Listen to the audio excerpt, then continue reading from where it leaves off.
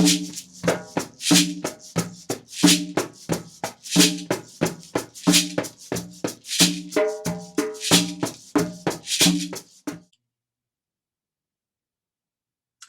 everybody. Welcome back. And today we have Marissa Glover.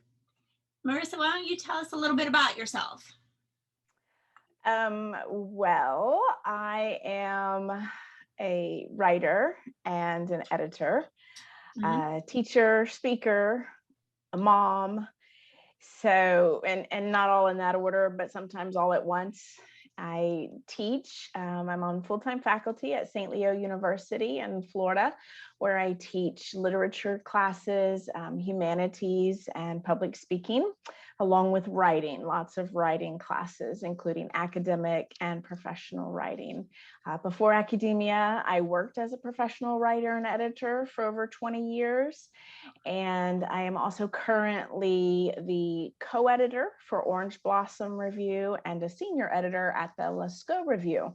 So if you have poems, art, fiction, creative nonfiction that you'd like to send our way, we would love to see it. Oh, very cool. I find it interesting. Like I was just saying to you before I started recording, you're maybe like the sixth person I've interviewed, and five other of the people I've talked to are teachers or in academics. And I just find that so fascinating if there's some kind of link there or something. Well, very few people can make a full-time living off of writing Yeah. unless you're James Patterson or, Stephen King or somebody like that.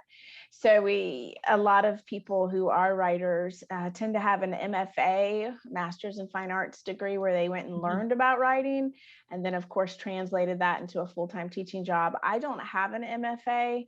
Again, my career was headed professional writing for so long. Academia is new to me, but I still like to write. I just also enjoy teaching. Let's talk a little bit about your writing. What do you find is the genre that you write in? So right now I write mostly poetry. I have written a few pieces of flash fiction, which is very short fiction. I've written popular articles in the past, which is like articles for mainstream online magazines, that kind of thing. I've written academic articles, so for book chapters. So I'm kind of across the board. I like to keep myself sharp, actually, in all the different genres Mhm. because I teach professional writing students. And I like to teach them based on real world experiences and open up opportunities for them as well. So I do try to stay sharp and write in all the different genres. But right now, my focus is poetry. And that was the book that was just recently published in April, was a poetry collection. Great. We'll get back to your book in a few minutes. I'll let you talk about that. When did you start writing, or when did you fall in love with writing? Oh my goodness. I remember I think it was the seventh grade, for an assignment, we had to write like an autobiography. And it was so cute. The teacher had given us like these little hardcover books, and we got to color on the front of them and write a little bit about ourselves. So I remember writing at least then. But I memorized my first poem in kindergarten. For our kindergarten graduation, I was chosen to recite "If at first you don't succeed, try, try, try again," which has probably become a mantra for my life as well. So I've loved poetry and reading for as long as I can remember.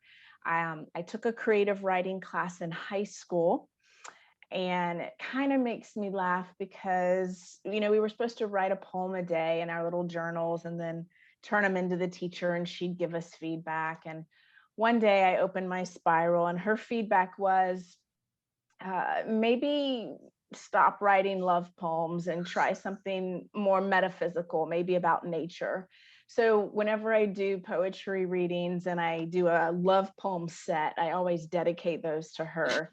Um, because I'm just not a nature poet. That's Walt Whitman and not William Wordsworth. So You got to write what you're passionate about. exactly, but that just cracks me up. So I've been writing for quite some time, just for fun. and only recently, in the last couple years, started sending work out to be published. All right, now let's talk about your book. You said it just was published a few months ago? April 1st, and this is it. Oh, what a cool cover. Yeah, thank you so much. I was so blessed and excited about the cover design. It's done by Bert and Bert, who work for Mercer University Press, who published the book. It was released on April 1st, and it's a full-length collection. But what I love about it is there's some poems for the page that are in there, you know, your typical poems that you would normally kind of see in a book. But I also do performance poetry, more like spoken word. And so some of my poems are QR codes so that readers can scan them and actually listen to me perform the poems. Oh, that is so neat. I've never seen a book that had that before. I had not either. I was very excited. The original plan was for them to be videos. I had been scheduled to perform at a concert, and we were going to video them, and then COVID happened and the concert got canceled. So I was very grateful that the publisher allowed me to do at least audio. So those are sprinkled throughout the book. Oh, that is so neat. I'm going to have to check this book out. Great. I would love for you to. Yes. What do you think some of the hardest challenges are with writing, or, you know, getting pieces together or whatever? I just think writing is probably the easiest part, at least for me. When the idea comes, the idea comes. I know some people, and I'm envious of them, they're better writers than I, have a very set schedule for writing. Some of them wake up at 5 a.m. and they write for a certain amount of time. Other people are dedicated to it like it's their craft, right? So they have hours set apart every day. Just with my life, with my full-time job and household management and momming, I don't have a set schedule. I don't write every day. When ideas come to me, I try to jot the idea down, usually in my phone, my notes, or a lot of my best ideas come to me in the shower. So I try not to forget them before I get out of the shower and write them down. And then I'll just let them percolate until I can actually sit down and write. To me, writing is still the easiest part. The hardest part is the publishing. And that's just because it's such a numbers game. It's so subjective, and there's way more rejection than there is acceptance as far as pieces go. And I'm human, everybody's human, but some of us have thinner skin than others. And so it hurts to get those pieces declined, especially when you love them so much. So I would say that's the hardest part, is dealing with the near constant rejection and then just waiting for your lucky stars. And I was very fortunate to publisher Mark Jolly, who is the director at Mercer, that he saw something in my manuscript and wanted to publish it. Oh, I know rejection is hard. It's hard in any area, right? And especially, so again, I'm not a nature poet. If I was writing about roses or trees, maybe it wouldn't hurt so much, but I'm more of a confessional poet. I tell real life stories, whether they're autobiographical or not. They have that feeling of this is real life. And so I think I take the rejection a little more personally. Yeah. Do you have a certain place that you like to go to write, or do you just, wherever the idea blooms, you write it? Wherever I can find a quiet spot. Honestly. And I'm one of those people that uses the computer. I know a lot of people will still write longhand and then they'll revise on the computer. My ideas seem to flow better when I'm typing. So just, I mean, any room that's quiet, where there's no Xbox or TV or radio. There have been times I've been at a parking lot, you know, at a sporting practice for a kid, and just kind of recited it into my phone and then cleaned it up later. Mm-hmm. So wherever's quiet and my brain can think. I completely relate to all of what you just said. Yeah, I'm envious. There's some people who have the most adorable, they put them on Instagram, like these little writing bungalows or rooms, or even just like the space. And I'm like, oh, good for you. Good for you. Yeah, I'm juggling boys, soccer, everything. Yep, the dog, everything. It's like, yeah. What kind of advice would you have for up and coming writers or somebody that wanted to, start writing or? Well, I can tell you the advice that was given to me when I was an undergraduate, and it has stuck with me my whole life.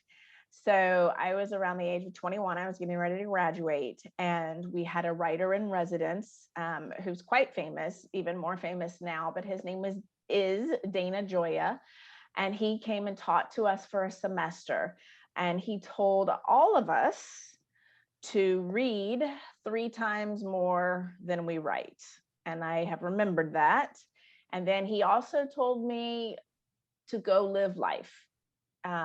Just live life so that you would have something to write about. And I probably didn't write another poem for 20 years because I was just living life and reading. So I took those 2 pieces of advice to heart, and I would advise people who want to be writers to do that. And then when it comes to publishing, just don't be afraid to put your work out there, and don't take it personally when you get a no, because one person's no is another person's treasure. So just keep the faith is what the advice I'd give for that. Is there anything else you'd like to share with us? Any upcoming things or? Well, my second manuscript is currently with the publisher. I'm waiting to hear back on that. I am working right now on a chapbook, so a little smaller because I want it to be very thematic. And I'm getting ready to start another school year. And when I'm in a school year, most of my writing includes grading. So I don't do a lot of writing during the school year. I still have freelance clients, and people can find out more on my website, marissaglover.com, because I still do editing for clients, whether it be nonfiction books or poetry manuscripts. I've done it all. So I keep myself busy, but no particular project except helping, kids are going back to school and getting all that squared away. All right. Well, it was a pleasure meeting you and talking with you this afternoon. I thank you for stopping by. Thank you. I appreciate the time.